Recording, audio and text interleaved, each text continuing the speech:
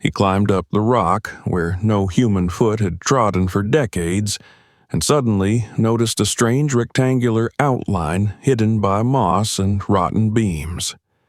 Curiosity overcame caution, and he decided to open the mysterious door. But what he saw inside made him freeze in his tracks, and a cold shiver ran down his spine. Subscribe and write where you're watching this video from.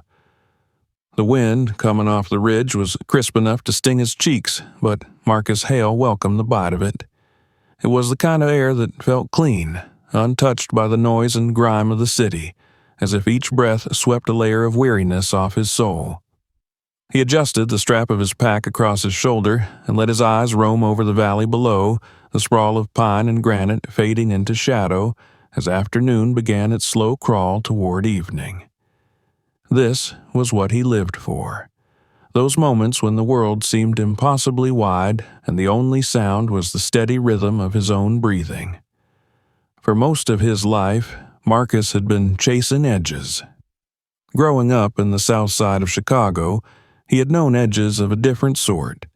The razor-sharp boundaries of neighborhood lines, the invisible borders you crossed at your peril, the edges of opportunity where most kids like him found themselves staring over but never crossing. His escape had been a field trip at 12 years old, a charity-funded weekend in the Wisconsin woods.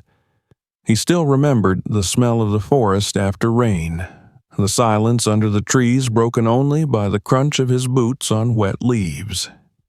It was the first time he had felt safe in a space that was bigger than himself. From there, the seed had grown. By the time he finished a stint in the Army, where he had trained in mountaineering and survival, he knew he was never going to live a life behind concrete walls again. Now, at 41, he had built a modest career as an alpine guide and wilderness documentarian. His YouTube channel and blog drew a niche but loyal audience who came for the way he framed the world.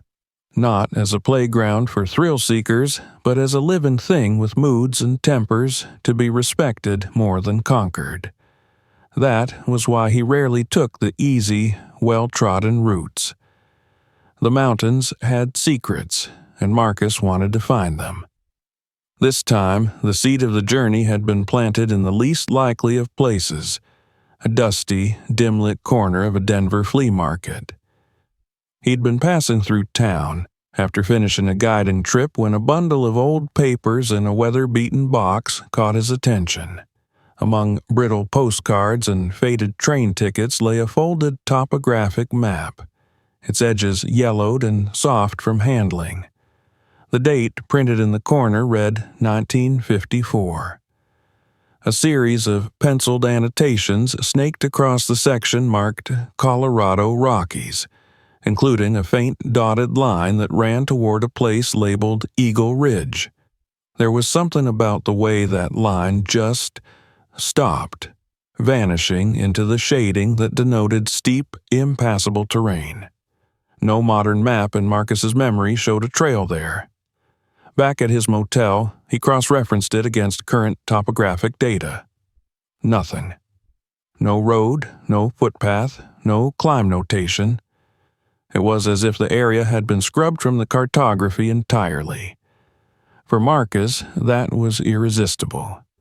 Either it was a forgotten goat track that had been deemed too hazardous to mark, or it was something else entirely, something abandoned, overlooked, and waiting for someone to come along and see it again. He spent 2 days preparing. Every piece of gear was checked and rechecked.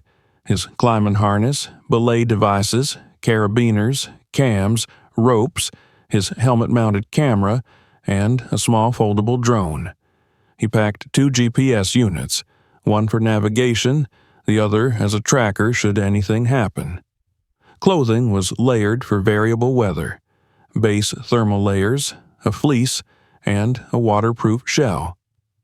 He carried food for 4 days, plus a compact stove, water filtration, and a small first aid kit that had seen enough action to carry more tape and suture than over-the-counter painkillers. By the 3rd morning, his old Toyota Land Cruiser was pointed toward the mountains, its tires crunching over gravel and dirt as the road narrowed and the forest closed in. Sunlight flickered through lodgepole pine and Douglas fir, striping the dashboard in gold and shadow. He knew from the maps that the closest he could drive would still leave him half a day's hike from the area where the dotted trail began, but that only added to the pull in his chest. Places worth finding didn't come with parking lots and gift shops. Eventually, the track degraded to little more than a pair of ruts, grass, and moss growing in the center strip. A shallow creek crossed the path, the wooden planks of a makeshift bridge bowing under the Land Cruiser's weight. Beyond it, the trees began to thin, and the mountains rose in earnest, sheer faces of reddish stone streaked with black lichen and pale veins of quartz. Marcus parked in a small clearing, the engine ticking as it cooled. For a moment, he just sat there, hands on the wheel, listening to the layered silence, the distant call of a raven, the whisper of wind high above in the needles, the deep, almost inaudible hum of the earth itself. He started on foot, following what remained of an old trail. The first hour was gentle enough, winding through the knee-high grass and stands of aspen just beginning to show the first buds of spring. Every so often he spotted relics of human presence, the rotting stump of a fence post, a rusted length of chain half buried in soil, the crumpled frame of a tin sign too weathered to read. Gradually, the ground began to tilt upward. The grass thinned to patches of dirt and stone, and the aspens gave way to scraggly pines clinging to the slope. By early afternoon, he reached a point where the trail narrowed to a ledge no wider than his boot soles, hugging the base of a cliff. The rock here was a deep, burnt red, fractured in places into loose scree that skittered away at the touch. Marcus paused to drink, the canteen cool in his hand, and let his gaze drift along the cliff face. That was when he saw it. A weathered, bullet-riddled metal sign standing crooked among the rocks. Faded letters still clung to its surface, the paint cracked but legible enough to make out two words: Eagle Ridge. He felt a jolt of recognition, the same as when he'd first unfolded the map. Here was proof, physical and undeniable, that someone had once thought this place important enough to name, to mark, and to warn about. The sign's edges were jagged with rust, and moss grew in the bullet holes, but it stood its ground against decades of weather. Marcus stepped closer, tracing a finger over the pitted surface, and for an instant he imagined the hands that had planted it, the boots that had trodden this same ledge before the trail was forgotten. The sun was dropping toward the ridgeline now, the light turning molten against the rock. He chose a flattish patch of ground sheltered by a curve of stone and pitched his tent there for the night. As the shadows deepened, he boiled water for a meal, the hiss of the stove the only sound in the still air. Somewhere, far below, the creek murmured its endless route toward the valley. He studied the map again by headlamp, noting how tomorrow's route would take him closer to the base of the cliffs where the dotted line abruptly ended. That was where the real mystery began. When he finally zipped the tent flap and lay down, sleep was slow to come. His mind kept drifting to the unknown ahead, to the way the ridge loomed in the darkness, its silhouette sharp against a sky crowded with stars. He had been in many wild places before, but this one felt different, less like a destination and more like an invitation. Something was waiting out there, somewhere beyond the edge of every map he'd ever known. Dawn seeped slowly into the mountains, washing the cliffs in pale gold and pulling Marcus from a light, restless sleep. The air inside his tent was cold enough to cloud his breath, but he didn't mind. Cold was familiar, a constant in the high country, something you worked with rather than fought against.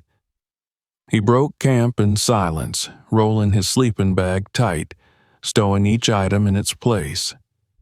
Outside, the world was still hushed, the valley below shrouded in a gauzy morning mist, the peaks above already catching the sun. He strapped his pack to his back and glanced at the old map once more, the faded dotted line a whisper of direction across the paper. It curved towards the cliffs ahead, ending abruptly as though swallowed by the stone itself. The first hour of hiking was steady but taxing, the slope growing steeper, the footing looser. Each step kicked small stones free, sending them rattling down toward unseen gullies. The air was thinner here, the scent of pine fading into the drier, sharper tang of sun-warmed rock. Marcus moved carefully, mindful of the weight on his shoulders and the precarious drop at his side. The ledge he followed was barely more than a suggestion carved into the cliff face, likely widened only by years of weather wearing away the softer stone. He was scanning the rock for the safest route when something unusual caught his eye. At first, it was just an impression, a subtle change in the way the light hit the cliff, an interruption in the chaotic pattern of cracks and ridges. He slowed, narrowing his focus. There, about 30 feet to his right and a little above his current path, the cliff bore a set of lines too straight, too deliberate to be the work of wind and water. They formed a sharp rectangle, the edges almost perfectly vertical and horizontal. From this angle, it was faint, almost invisible, but once he'd seen it, he couldn't unsee it. He stopped to catch his breath, squinting against the glare. The shape didn't match any natural fracture he'd encountered before. It was precise, geometric. Instinct told him this was not an accident of geology. Without realizing it, he found himself glancing between the contour and the map in his pocket, as if some answer might emerge in the inked lines. But the map offered only silence. Curiosity began to outweigh the steady rhythm of his climb. The safe choice was to continue along the established ledge until it curved toward the top of the ridge, but the shape above pulled at him, a quiet dare in the stone. To reach it, he would have to alter his route, cutting across to a much narrower ledge that would take him closer. It was risky. The rock there looked brittle, and there was no guarantee the ledge would hold. He anchored himself to a solid point in the cliff, double-checking the knots with the practiced motions of someone who'd done this more times than he could count. The sound of the rope feeding through his belay device was reassuring, the scrape of metal against metal grounding him in the moment. He shifted his weight slowly, edging toward the thinner ledge. Each movement was deliberate. 3 points of contact, test the next hold, move. Gravel crumbled under his boots, tumbling into the void below. The wind picked up as he moved laterally, brushing against his face, carrying with it the faint mineral smell of the high rock. The sun slid behind a wisp of cloud, softening the light and making the shadowed contour stand out even more starkly. It was definitely a rectangle, and the closer he got, the more he saw signs that it wasn't just a discoloration in the stone. The edges were beveled, the surface within slightly recessed. He imagined the precision tools it would take to cut something like this into solid rock here, far from any road or settlement. After a tense few minutes, his boots found purchase on the narrow lip of the ledge. There was barely enough space for one foot in front of the other, the wall to his left, empty space yawning to his right. He steadied himself, slowing his breathing until the pounding in his ears faded. From here, the lines in the rock were unmistakable, an outline framing what could only be a door, half hidden behind decades of neglect. It wasn't just stone. Beneath the growth of moss and the crust of lichen, he could see a dull, rusted sheen. Metal. The rectangle was a door frame set into the cliff itself, the surface concealed behind rotting wooden beams crisscrossed with corroded metal straps. The beams sagged with age, warped and split in places, as if they had been put there to seal the entrance rather than support it. The smell coming from the cracks was faint but distinct, a mix of damp earth and old, oxidized steel. Marcus took a slow step closer, leaning in to examine the craftsmanship. Whoever had built this had done so with skill, but they had also gone to considerable effort to keep it hidden. The wooden planks were not randomly placed. They had been fitted tight and bound in a way that suggested deliberate sealing. Time and weather had done their part to weaken the barrier, but it still stood, a stubborn remnant of some past intent. He reached out and ran his fingers along one of the beams. The wood was soft to the touch, the grain swollen from years of absorbing moisture. It flaked under the lightest pressure, leaving his fingertips dusty. The metal straps were pitted with rust, the once sharp edges dulled, but they remained firm in place. As his hand lingered there, he felt the faint vibration of wind passing through unseen gaps, as though the mountain itself was breathing faintly through its sealed mouth. Behind him, the ledge curved away, leading back toward the safer route up. He glanced at it only briefly. The rest of the world could wait. Here in this unlikely place was something that wasn't on any map, something that whispered of stories buried under rock and time. The thought sent a shiver down his spine, not from fear, but from the sharp thrill of discovery.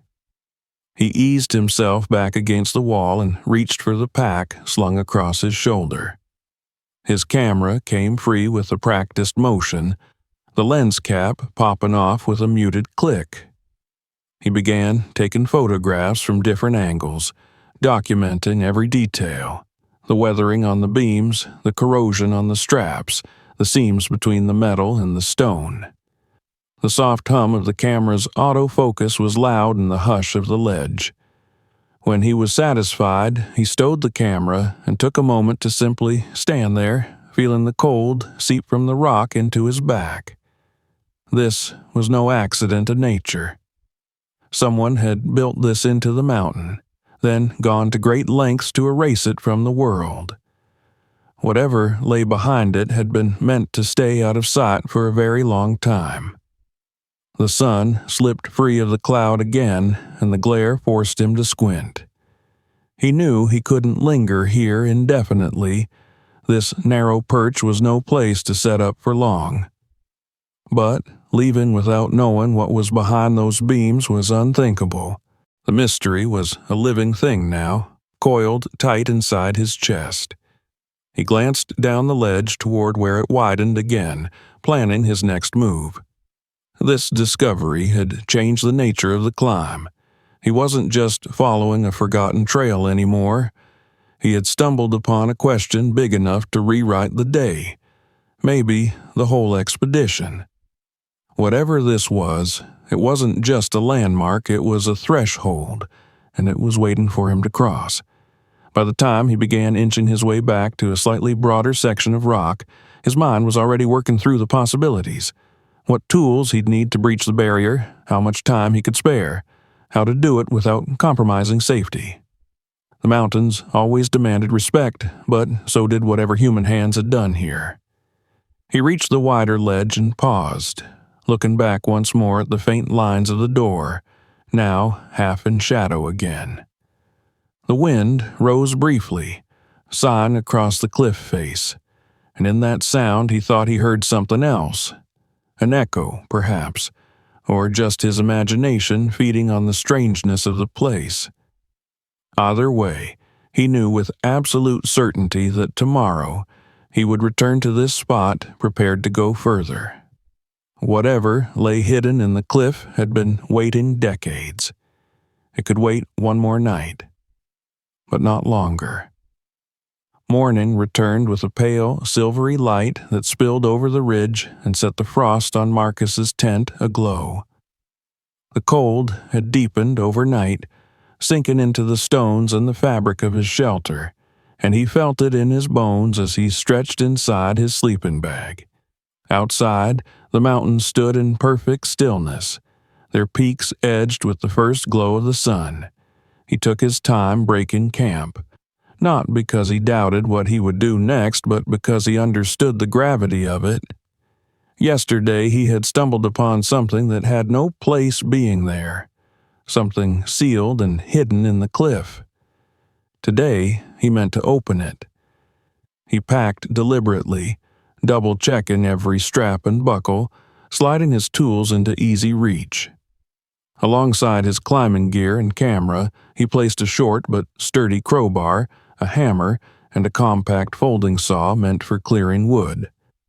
He wasn't sure how much resistance the barrier would put up after decades of neglect, but he intended to be ready for whatever he found. The rope went over his shoulder, the pack settled firmly against his back, and he set off with a steady pace toward the section of cliff that had haunted his thoughts all night. The climb back to the ledge felt different now, not just a physical task, but a narrowing of focus, each foothold and handhold pulling him closer to that door-shaped outline. The air was still, almost unnaturally so, the sounds of the valley muted as though the mountain were holding its breath. By the time he reached the narrow path that led to the hidden ledge, the world around him had receded into the background. His pulse was steady but strong, his movements precise. The ledge greeted him like an old adversary, narrow, brittle, just enough space for his boots to move one at a time. He shifted sideways, keeping his back to the wall, his eyes fixed on the barrier ahead. It loomed larger with every step, the beams warped and darkened with age, the metal straps dulled by corrosion.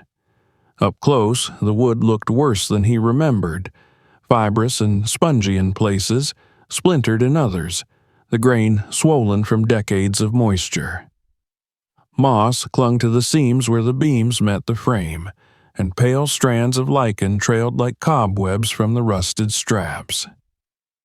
Marcus anchored himself securely, setting the rope to give him stability on the narrow perch, then pulled the crowbar from his pack. The first wedge into the wood was met with a muffled crack, the sound deep and oddly hollow against the stone. He worked methodically, prying and twisting, feeling the old nails give way one by one. Each movement released a faint smell, earthy and metallic, with the sharp tang of rot that had been trapped too long in darkness. The mountain seemed to listen as he worked, the scrape of metal on wood echoing back to him in low, distorted murmurs. Beams broke reluctantly, snapping with a dry finality that made him pause between strikes. It was hard to shake the sense that the barrier wasn't just meant to keep things out, but to keep something in. The thought lingered in the back of his mind as he moved to the next strap, setting the crowbar against the rusted metal. The strap gave with less resistance than he expected, peeling away from the wood with a screech that faded into the silence like a reluctant confession. One by one, the obstacles fell away. The wood grew softer toward the center, crumbling under the pressure of his tools until at last the final beam sagged and split, falling to the ledge in pieces. Dust and tiny fragments of debris swirled in the thin air. He paused, his crowbar still in hand, staring at the dark shape that opened before him. It wasn't just darkness. It was the kind of absence that felt tangible, a void that swallowed the light at its threshold. The frame was lined with thick metal, the inner edges beveled and bolted to the stone as though to reinforce it against some unimaginable force.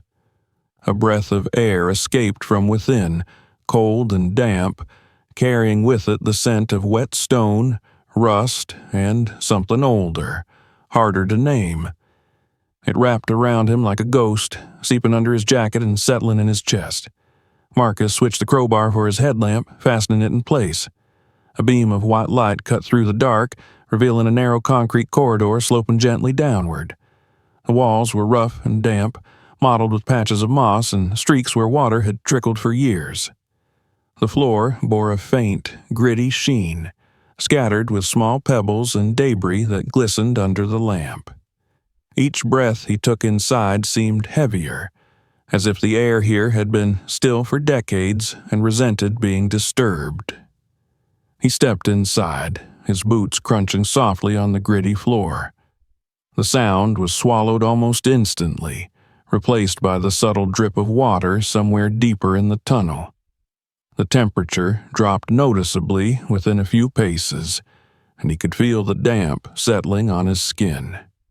It was like entering the hollow of a giant's bones, each wall curving inward just enough to feel close without quite touching. A few meters in, the beam of his headlamp caught the glint of metal along the floor, two narrow rails spaced just far enough apart for a small cart. They were rusted and warped, vanishing into the shadows ahead. Beside them sat the skeletal remains of a cart itself, its metal frame pitted and its wheels fused in place by rust. A rotted wooden handle still clung stubbornly to one side, dark with age and moisture. In the corner, leaning against the wall, was a shovel with a cracked wooden handle.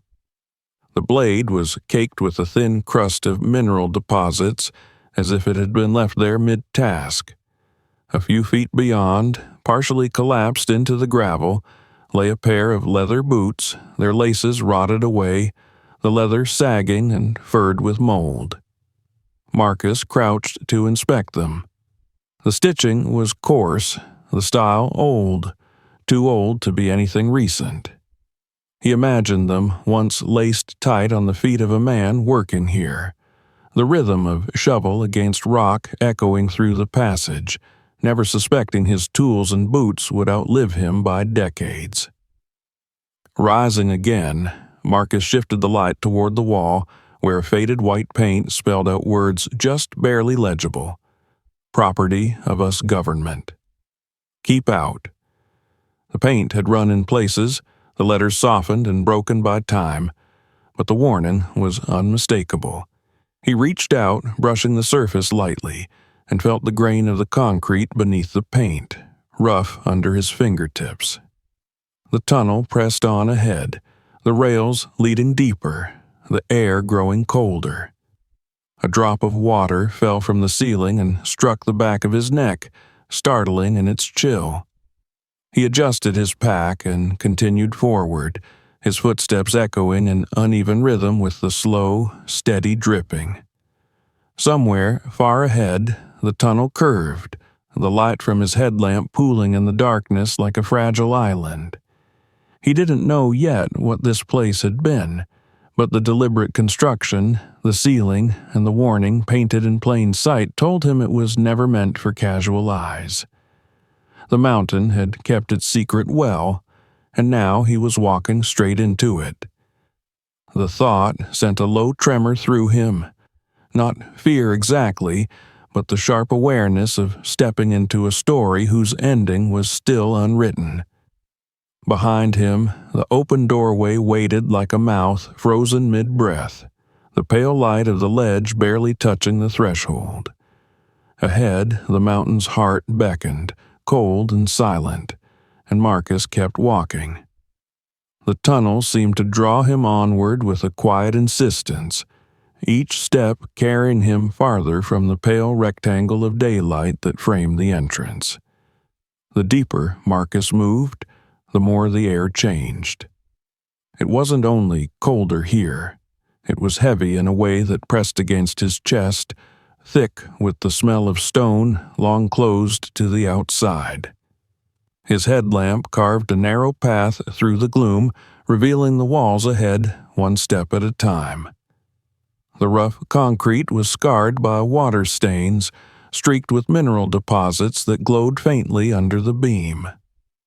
The rails along the floor continued in a stubborn straight line, though in places they were warped, buckling upward or dipping under gravel that had spilled from the walls. Somewhere in the dark, water dripped in a slow, steady rhythm, as if marking the time that had passed since this place was last alive. He moved cautiously, setting a small beacon on the ground every few minutes, its soft green light blinking like an artificial firefly. Each one marked the way back in case the twists of the tunnel became disorienting, or worse, if the air grew so heavy that finding the exit in haste became necessary. It was a habit born from years of exploring places where retreat could be as dangerous as the advance. After what felt like 20 minutes of steady descent, Marcus noticed a break in the monotony of the walls. A pile of debris slumped against one side of the tunnel, shards of concrete, splinters of wood, fragments of rusted metal. At first, it looked like part of the wall had simply collapsed, but when he shone his light upward, he saw the faint outline of a doorway hidden behind the rubble. The frame was steel, and the space beyond it seemed to widen. He set down his pack and began clearing the obstruction, piece by piece, mindful of each movement. The scrape of stone against stone echoed strangely, as though the sound bent around corners he couldn't see. When enough of the debris had been moved aside, Marcus stepped through. His headlamp beam expanded across a larger chamber, and for a moment, the sight stopped him in place. Rows of metal bed frames stretched away from him, their paint blistered, their mattresses sagging in dark, moldy heaps. Thin blankets still clung to some of them, stiff and brittle as paper. The air here was colder still, and each exhale emerged in a faint cloud. He walked slowly between the rows, the beam of his lamp tracing over the remains of a life once lived here. Tin cans lay scattered on the floor, their labels faded to pale ghosts of color. A table sagged under the weight of dust and a stack of notebooks, their pages swollen with moisture. Against one wall, a cluster of metal lockers stood ajar, empty except for the occasional rusted hinge or a forgotten scrap of cloth. There was a feeling to this place that Marcus recognized from other abandoned sites, but amplified, an absence so complete it felt like a presence in itself. Yet it wasn't only abandonment that lingered here. There was a sharp, unsettled energy in the arrangement of things, as though whoever had been here last had left in haste. A folding chair lay overturned in the corner, its legs bent awkwardly. A coffee mug, cracked and rimmed with dust, rested on its side on the floor. Near the far wall, something caught his attention, a series of maps tacked to a corkboard, their corners curling. They were geological surveys, he realized, their fine lines and color-coded sections mapping the interior of the mountain in painstaking detail. But large portions had been torn away, leaving jagged gaps where the most detailed markings should have been. The remaining sections bore smudges of soot, and a metal bin nearby contained what looked like the charred edges of paper. Marcus moved on, and that was when he found it. Half hidden under a fallen shelf, a book bound in worn brown leather. The cover was cracked with age, but the name stamped into it was still legible. Dr. Harold Keene. He brushed the dust away with the side of his glove and opened it carefully. The first few pages were still intact, though the ink had bled in places from damp. The early entries read like the precise notes of a scientist. Dates, coordinates, observations about rock strata and water movement. Keene and his team, it seemed, had been here to study underground water systems, measuring flow rates, tracing mineral content, cataloging seismic readings. Marcus flipped forward. The handwriting began to change, the lines less even, the script rushed. There were mentions of gas pockets found deeper in the tunnels, some under high pressure. He could almost see the image in his mind. A drill biting into rock, the sudden hiss of a release, the acrid bite of something in the air. Then came the stranger entries. The mountain groaned again last night, one page read, not like a rockfall or settling, more like it was alive. Another note mentioned lights flickering without power running, and faint voices that couldn't be traced to any of the team. The tone was no longer clinical. It was edged with unease. On one of the last legible pages, Keene had scrawled, "Air wrong, lights won't stay on. Can't sleep, feels like it's breathing." Marcus closed the journal slowly, a faint chill crawling along his spine. This was no ordinary research station, no simple mining outpost. The evidence of panic was everywhere, from the scattered belongings to the torn maps to the burned papers. He could imagine the scene. A team working steadily until the first hints of something they couldn't explain crept in, unsettling them, pushing them toward decisions made in haste. Something had driven them out, and whatever it was, they had either tried to hide it or destroy the records of it before leaving. He stood in the center of the room, the silence around him deep enough to hear the faint ringing in his own ears. Somewhere beyond this space, the tunnel continued, and he could feel its pull. But now there was a weight to that pull. The knowledge that he wasn't only following the lines of a forgotten passage, he was tracing the final steps of people who had fled, perhaps running from something more than just the dark. When he finally turned to leave the room, his headlamp caught on a single locker door hanging open wider than the rest. Inside, on a top shelf, a glass jar sat untouched, its lid sealed. The contents were murky, and he couldn't quite tell if they were sediment or something organic. He didn't touch it. Some things, he felt, were better left exactly as they had been found. Back in the main tunnel, Marcus adjusted the strap of his pack and glanced at the green glow of the last beacon behind him. The rails ahead vanished into the darkness, curving slightly to the left. He knew he would follow them. Whatever had happened here, whatever had driven Dr. Keene and his team to leave in such disorder, the answers weren't in the bunk room. They were deeper in the mountain, waiting in the places no one had walked for decades. He took a breath, the cold air stinging his lungs, and stepped forward. The echoes of his boots on the concrete floor seemed louder now, bouncing off the walls in a slow, steady rhythm. The beacons behind him faded into small, blinking points of light until they disappeared entirely. Ahead, the tunnel narrowed again, drawing him onward, and Marcus felt the first faint thread of dread wind its way into his determination. Whatever lay beyond, he would see it. But he was beginning to understand why no one had come back. The tunnel seemed to close in around him the deeper he went, the walls pressing tighter as though the mountain itself was aware of his presence. The cold was heavier now, not just a matter of temperature, but a weight that settled into his limbs, slowing his movements. Marcus kept his pace steady, his headlamp cutting a narrow cone of light into the darkness ahead, the beam catching glints from mineral veins embedded in the concrete walls. The rails along the floor were more twisted here, warped into uneven curves, as though something had shifted in the earth long after they were laid. Each step crunched on scattered gravel and the brittle remains of objects long since collapsed into dust. The narrow curve of the tunnel turned once, then again, and he began to feel the faintest draft against his face, a whisper of air moving from somewhere far ahead.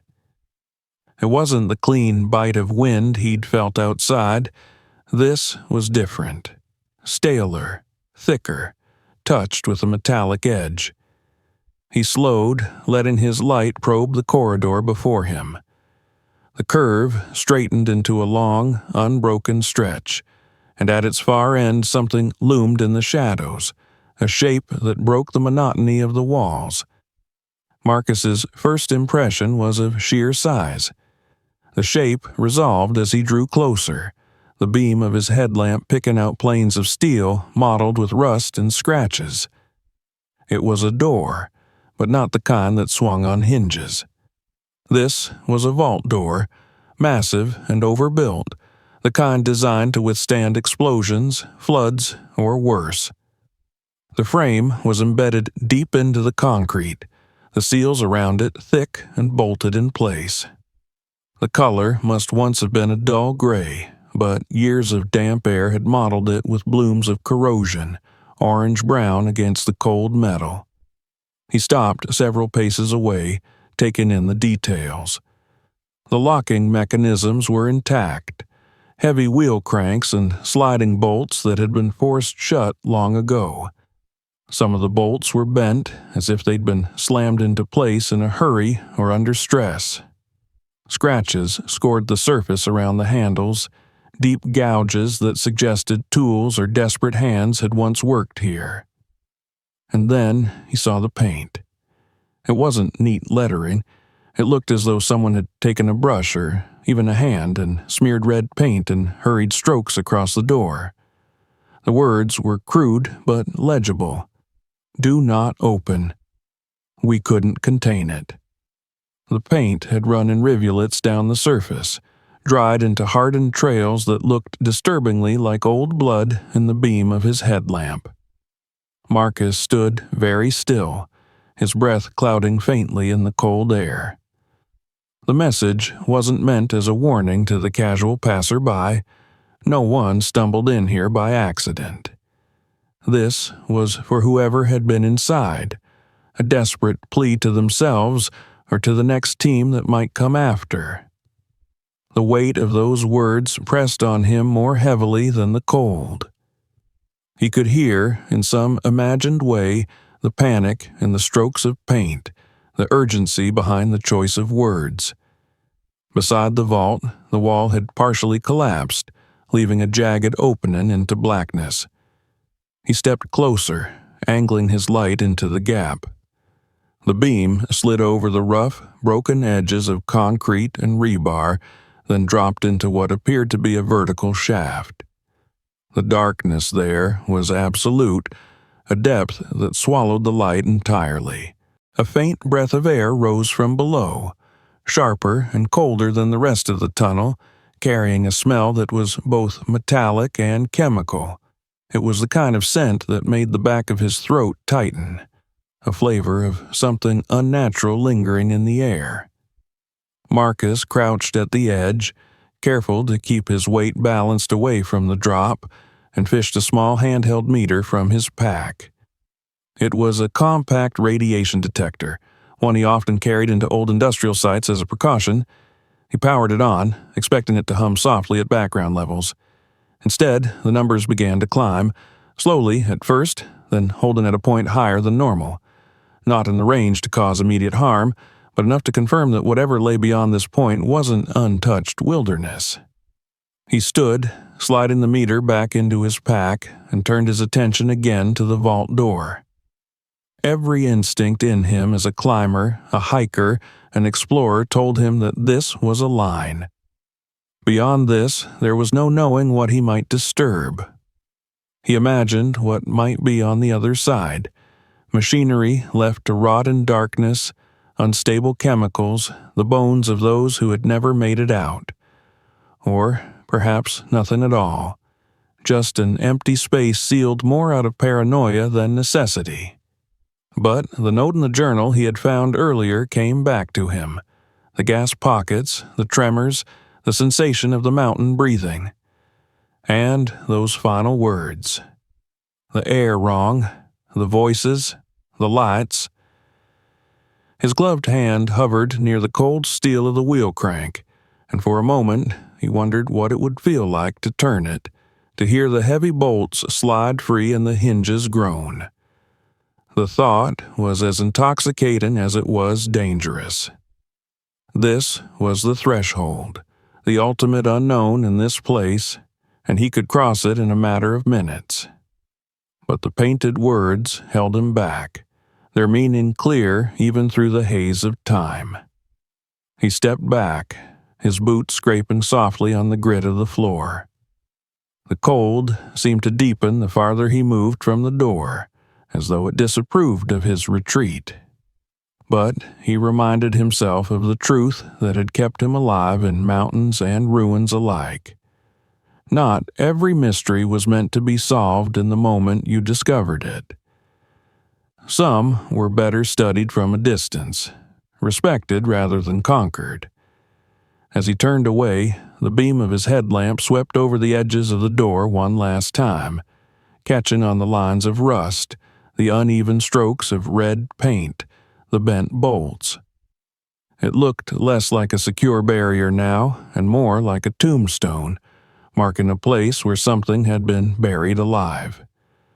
The image stayed with him as he began the slow walk back through the tunnel, the sound of his footsteps echoing in a rhythm that seemed just slightly out of sync with his own. The beacons he had left glimmered faintly in the distance, small islands of green light in the darkness. He followed them, each blink pulling him farther from the door and whatever lay sealed behind it. The draft faded as he moved away, the air becoming still again, but the metallic tang clung stubbornly to the back of his tongue. By the time he reached the larger chamber with the bunks, he felt the tension in his shoulders begin to ease, though the thought of the door still pressed at the edges of his mind. He knew he would not forget it, nor the sensation of standing before it with his hand poised to break a decades-old seal. It was a decision that would follow him, a fork in the path of his own story. He had chosen caution for now, but the mountain was patient, and so was he. Somewhere behind him, deep in the blackness, the vault waited, its warning written in fading red. And in the silence that wrapped around him as he made his way toward the faint promise of daylight, Marcus couldn't shake the feeling that whatever they had failed to contain was still there, listening. When Marcus finally turned his back on the vault and began the long walk out, the darkness seemed to stretch and bend around him, reluctant to let him go. The green blink of his last beacon was a fragile point of reassurance ahead, and he fixed his eyes on it, forcing his steps into a steady rhythm. The air felt heavier now, as if the tunnel itself disapproved of his retreat, the cold clinging to his skin even beneath his layered clothing. Every so often, he glanced over his shoulder, half expecting to see something following at the edge of his headlamp's reach, though the corridor behind him remained empty and still. As he passed back through the bunk room, the scattered remnants of its former occupants took on a different weight in his mind. It no longer felt like a simple place of habitation long abandoned. It felt like the shell of a moment frozen in panic. He could picture the people who had slept here, who had laughed or argued or eaten in these same shadows, and then the night when they'd fled, perhaps glancing back over their shoulders in fear, leaving mugs on tables and papers scattered across the floor. The smell of damp and decay was sharper now, mingled with the faint sting of the metallic air from deeper inside. He moved on, retrieving each beacon in turn, the green lights winking out one by one until the tunnel was lit only by his own lamp. By the time he caught sight of the sliver of daylight at the end of the corridor, his shoulders ached from tension and the weight of his pack, but there was a steady calm building in him too. Outside meant air that had not been trapped for decades, sky that was open and unbounded. Stepping onto the narrow ledge again, Marcus was met by the mountain's wind, sharp and almost clean compared to the stagnant chill within. He paused there for a moment, letting the breeze wash over him, listening to the muted roar of the valley far below. The ledge felt even narrower than before, the empty space at his right shoulder a dizzying drop into shadow. With careful, measured movements, he made his way back along the rock face to where the climbing route widened enough to anchor himself for the descent. The climb down was slower than the way up. His muscles were already tired, and the brittle stone seemed more treacherous with the weight of what he'd just seen still pressing in his thoughts. Twice he paused on small outcroppings to rest his grip and steady his breathing, the rope humming softly under his gloves as he adjusted his belay. By the time his boots found solid ground again, the sun was beginning its descent toward the far ridge, turning the rock walls around him into slabs of molten gold. He hiked back to his camp in silence, his senses tuned to the forest around him. The crunch of his boots on gravel, the faint chattering of birds, the creak of branches swaying in the wind. The mountain seemed unchanged, indifferent to what was carved into its heart. But Marcus knew better now. He'd seen the vault, read the painted words, felt the breath of the shaft beside it. There was something in that place the mountain was keeping, and it had been kept for a reason. At camp, he set down his pack with deliberate care, every muscle in his back sighing with relief. He lit his small stove, watching the blue flame flicker in the fading light as he boiled water for a meal. The smell of steam rising from the pot felt grounding, a simple, human act against the enormity of what he had just experienced. He ate without real hunger, his mind still deep in the tunnels, replaying the way the light had glanced off the rusted bolts, the bent steel, the streaks of red paint. When the dark had fully settled over the mountains, Marcus pulled out his notebook and began to write. Not just impressions, but details. The layout of the tunnels, the condition of the rails, the exact wording on the vault door, the readings from his radiation meter. He sketched rough diagrams of the bunk room and the collapsed wall beside the vault.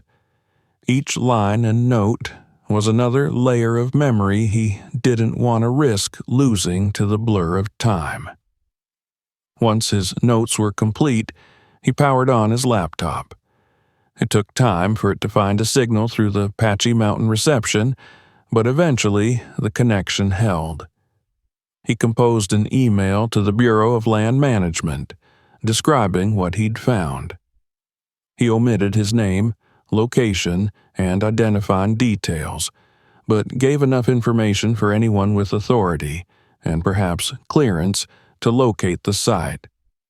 He mentioned the radiation levels, the sealed vault, the signs of structural instability.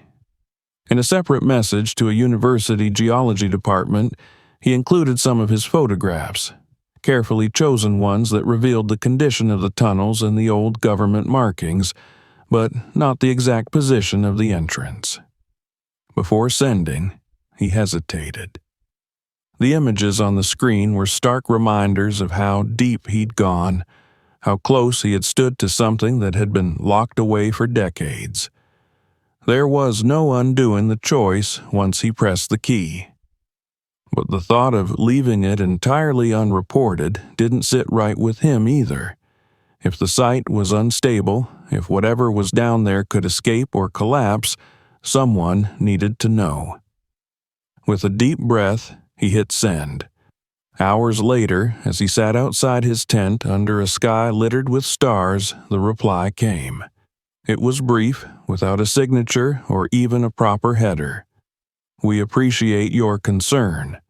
For your safety, please do not return to that site. That was all. No request for more information, no acknowledgement of his photographs or descriptions, no assurance that they would investigate. Marcus read the words twice, then closed the laptop. The wind had picked up, brushing the tops of the trees in a restless rhythm. The temperature was dropping, and the firelight from his small camp stove cast shifting shadows across the inside of the tent. He lay back in his sleeping bag, listening to the wind, and thought of the vault again. It was still there, silent and sealed, the paint on its face slowly fading in the cold. By morning, he had made up his mind to leave the mountain. He broke camp quickly, moving with the efficiency of someone who has walked away from places that never quite let go. The trail down felt longer than the way up, but with each step the air grew warmer, the scent of pine stronger. By the time he reached the gravel track where his vehicle waited, the mountains behind him were cloaked in shadow, the ridges rising like walls against the western sky. When the engine started, its sound seemed jarringly loud after days of silence. He drove slowly, the road twisting through the trees, the peaks shrinking in the rearview mirror. He didn't look back often. He knew the vault was still there, the shaft still breathing its cold air into the dark, and whatever it was, it remained sealed away. But the words on the door had carved themselves into his memory, a quiet refrain that would surface again and again, no matter how far he traveled. We couldn't contain it.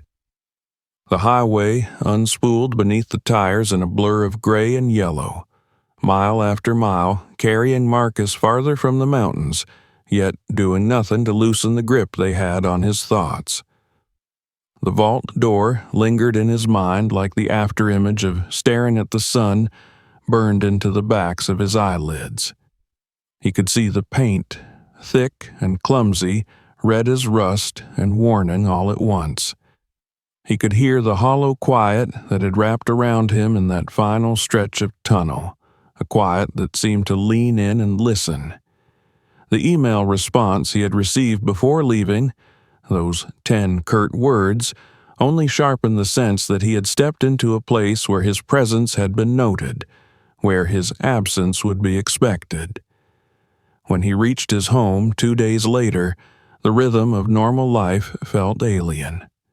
The familiar creak of the porch steps, the scent of pine from the small grove behind the house, the faint hum of the refrigerator, all of it seemed somehow staged, as though the world was politely pretending nothing had happened while the memory of the mountain stood just behind the curtain.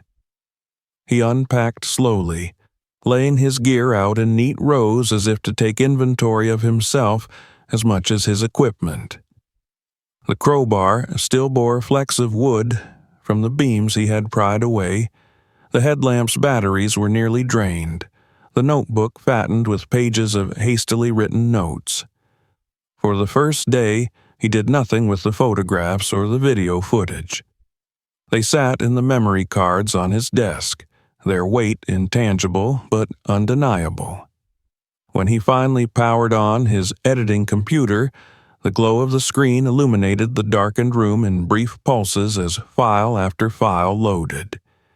He scrolled through thumbnails, frames of rusted rails, moss-covered walls, the bunk room, the journal of Dr. Keene, the twisted bolts of the vault door. Each clip carried with it the air of the tunnels, the way sound moved differently there, muffled and yet poised to echo. He began watching them in order, the journey unfolding again in light and shadow. He listened to his own voice on the occasional spoken note, steady, deliberate, but edged with something he hadn't heard in himself before. In the footage from the bunk room, the camera lingered on details longer than he remembered, as if even then he'd been reluctant to move on. The vault door appeared in full toward the end, and for a long moment he just watched the frozen image, the paint, the bent metal, the collapse into the shaft beside it. Marcus leaned back in his chair, rubbing his eyes. Posting the full footage as it was would be the simplest path. His audience, small but loyal, trusted him to share the reality of the places he explored. This would be the most compelling discovery of his career, the kind of story that could ripple far beyond the world of climbing and exploration. But the thought of releasing the exact location, the unedited details, felt like stepping into the tunnel again, reaching for the crank of the vault door. He imagined people flocking to the site, urban explorers, thrill seekers, vandals. He imagined someone forcing that door, ignoring the read words, bringing into the open something that had been buried for decades for reasons unknown. He opened his editing software and began to work. The cuts were careful, surgical. He removed shots that revealed the cliff's orientation to the surrounding peaks, blurred any image that contained identifiable geographic markers. The section where his GPS screen appeared in frame was trimmed entirely. He kept the journey into the tunnel, the bunk room, the journal, and even the vault itself. But he shortened the approach, layered it with narration that spoke in generalities about the location. His voiceover described the door as being in a remote section of the Rockies, accessible only after days of travel, but nothing more precise. The footage of the shaft beside the vault he reduced to a few seconds, enough to convey its presence but not its depth or the sense of the air that rose from it. He included his radiation reading but left out the exact numbers, referring only to an unexpected anomaly. He let the words on the door appear clearly, though, "Do not open." We couldn't contain it, because to hide them would be to hide the truth entirely. Hours slipped by unnoticed as he worked, the sun outside setting and the room deepening into shadow. When the edit was complete, he watched it through from start to finish. It told the story, but not all of it. It invited the imagination to wander without providing the means to act on that curiosity. It was a line drawn in the dirt between revealing and protecting. He exported the final cut, uploaded it to his channel, and scheduled it to go live in the morning. That night, Marcus sat on the back porch with a mug of coffee gone cold, the stars spread overhead in a wash of pale fire. The quiet here was different from the mountain's quiet. It was open, without the weight of stone above. He thought about Dr. Keene and his team, about the panic in the bunk room, the journal's final entries. He thought about the paint on the vault door and the person who had stood there before him, deciding what to write, what to leave behind. He understood that choice more now than ever. The video went live just after dawn. Within hours, comments began to stack, viewers awed by the scale of the find, unsettled by the vault's warning, eager to speculate about what might lie beyond it. Theories ranged from abandoned Cold War experiments to lost mineral deposits to something far stranger. Marcus read them all but replied to none. The conversation was theirs now. The place, however, remained his. In the days that followed, the numbers climbed. News outlets reached out, some with polite inquiries, others with more aggressive demands for details. He declined them all. The footage was public. The mountain was not. 2 weeks later, curiosity led him to check the official topographic maps of the region. The dotted trail from his old flea market map had never been there, of course, but now even the surrounding area was marked as restricted land.